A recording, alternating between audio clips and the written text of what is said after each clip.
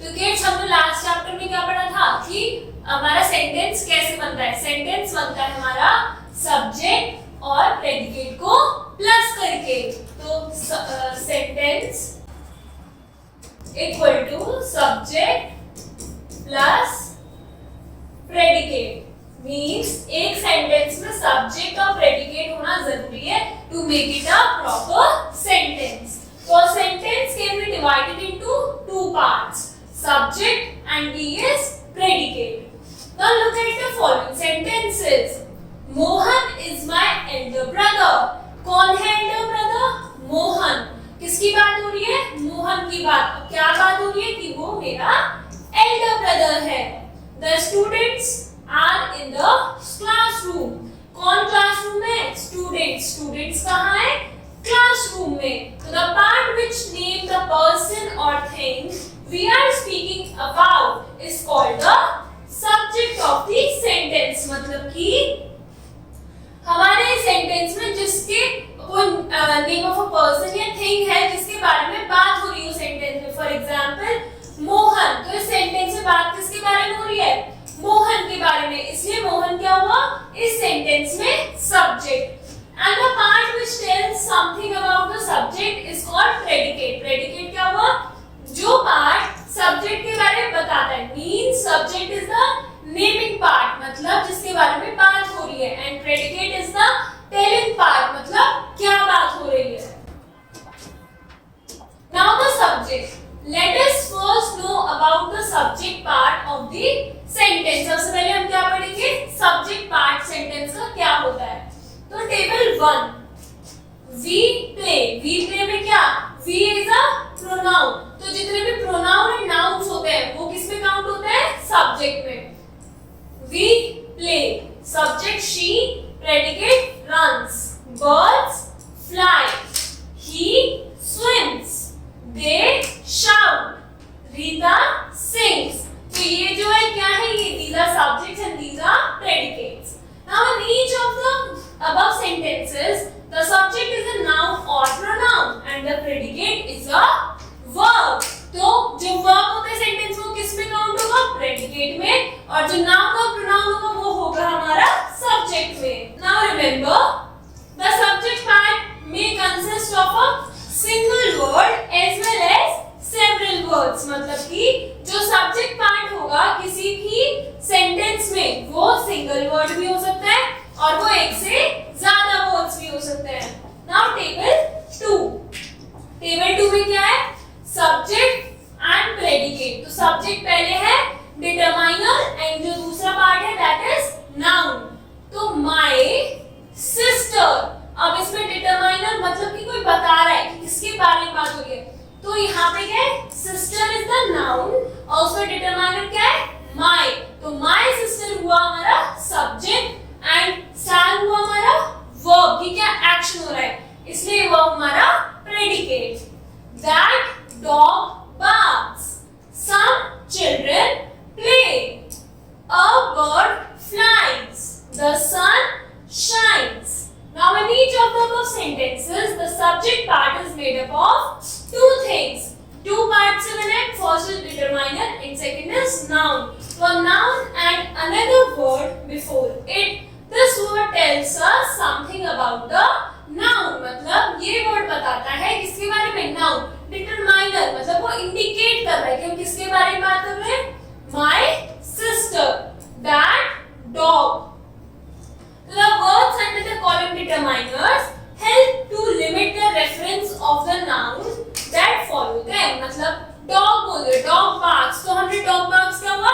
Generally सारे जो dogs हैं वो क्या करते हैं? बार्क करते हैं। बट हमने अब यहाँ क्या डिटरमाइन की दैट, तो अब हम किसके बारे में बात कर रहे हैं? उस डॉग के बारे में। That dog barks. Now table number 3, subject, अब इसमें सब्जेक्ट क्या हुआ?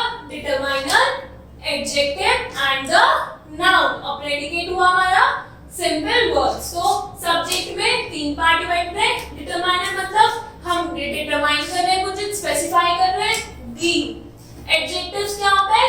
डिस्क्राइबिंग वर्ड्स, नाउन को डिस्क्राइब करने वाले वर्ड्स। तो tall and noun is the name of place, animal, thing or a person. The tall boy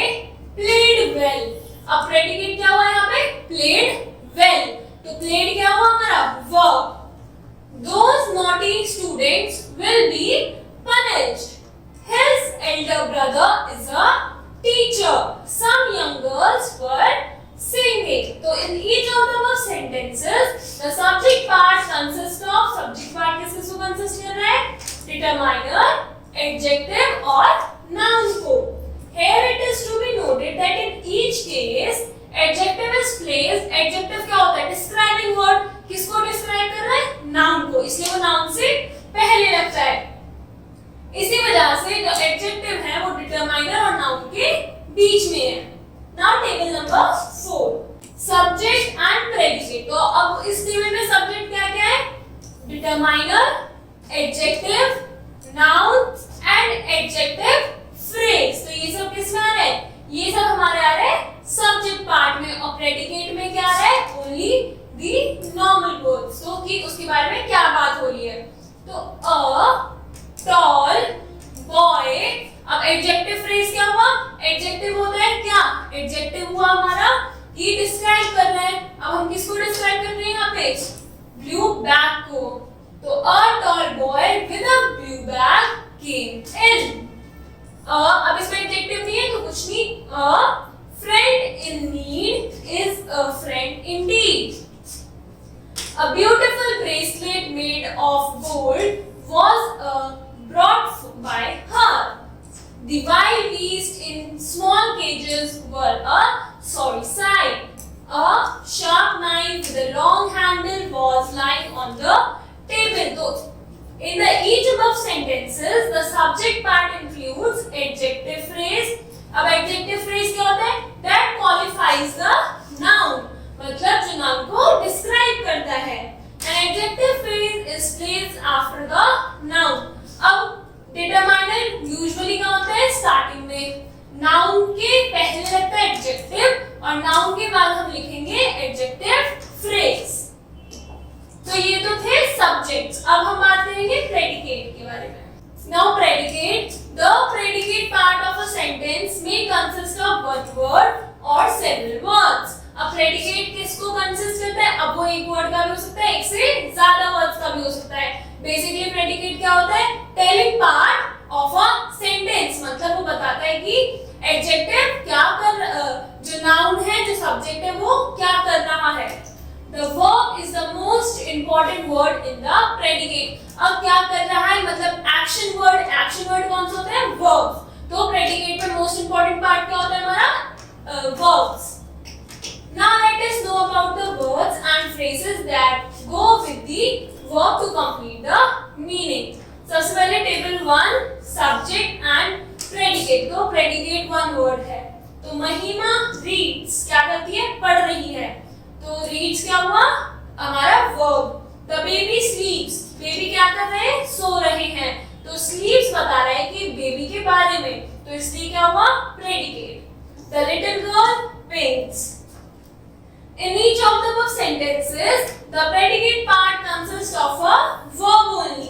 अब इस टेबल में क्या predicate part किसको consist कर रहा है? बस किनको? verbs को कर रहा है. Table 2 subject. अब predicate किसको consist कर रहा है? verb को और object को. तो the teacher punished Rohan. verb क्या हुआ? punished. object मतलब उसके बाद में लग रहा है, मतलब Rohan. My brother helps me. The snake bite the farmer.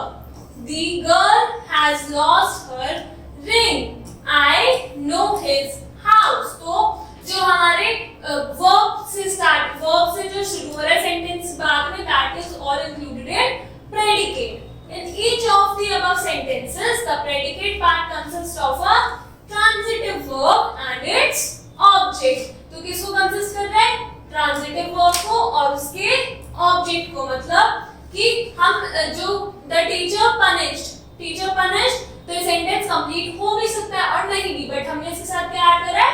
Object add करा है. अब टेबल 3 सब्जेक्ट. देन अब इसमें क्या है? Verb, indirect object and direct object. Indirect object और डायरेक्ट ऑब्जेक्ट मतलब पहले हम सेंटेंसेस पढ़ेंगे फिर उसका मीनिंग समझेंगे. आई सब प्रोनाउन हो गया तो क्या हो गया? सब्जेक्ट में. देन वर्ब स्टार्ट हुआ. Give him a present. my uncle sent me a wristwatch. My friend wrote me a letter. I spent my friend a birthday.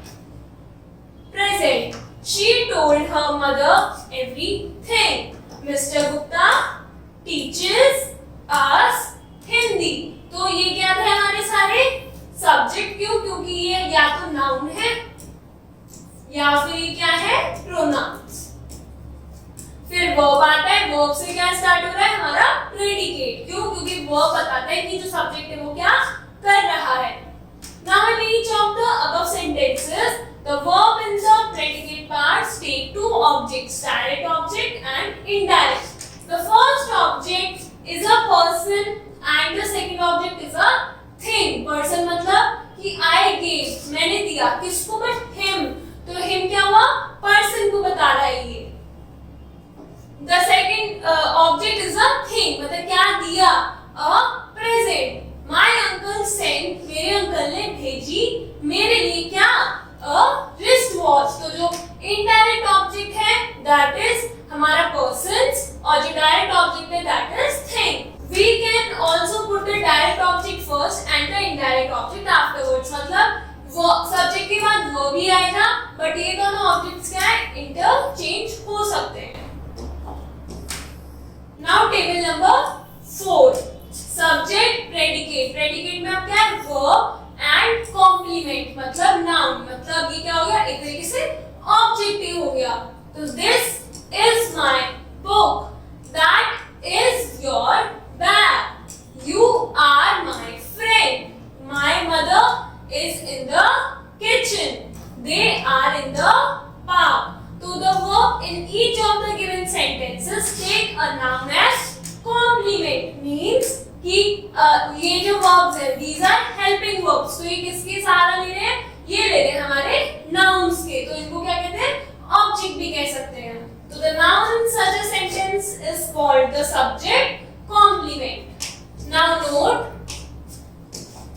an adjective can also used as a complement. Noun तो complement की तरह use हो रहा है but adjective भी use हो सकता है. adjectives क्या होता है? describing words. For example, we are happy, he is brave. तो इसमें सेंटेंस में we हो गया हमारा प्रोनाउन. तो ये हुआ हमारा सब्जेक्ट. are हुआ हेल्पिंग वर्ब. तो are happy हुआ हमारा प्रेडिकेट. सिमिलरली he हुआ सब्जेक्ट and is brave हमारा predicate. Similarly, now you complete the exercise.